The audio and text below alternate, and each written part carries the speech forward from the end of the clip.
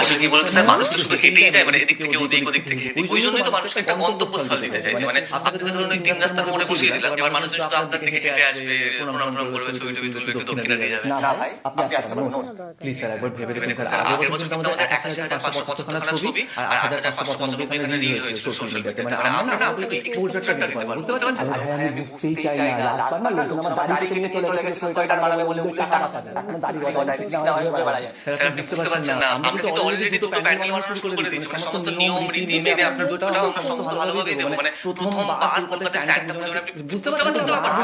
তোমাকে বুঝিয়েছি। এক মিনিট, দুটো প্যান্ডেল মানে? একটা আপনি বসবেন আমাদের স্পেশাল গেস্ট হয়ে, আর আমরা ফিশারকেও অ্যাকচুয়ালি কন্টাক্ট করার চেষ্টা করছি নিজেদের মধ্যে চিফ গেস্ট হয়ে আসে। এই স্যান্টা পুজো আর পুজোটা একদম পাশাপাশি হবে, মানে প্রথমবার। ভাই কি মাথায় অ্যাসিডিটি হয়েছে? বেরো এখান থেকে, বেরো। আপনি ভেবে দেখতে পারেন, আমরা কিন্তু ট্রেনিং করবো। তুই বেরো এখান থেকে,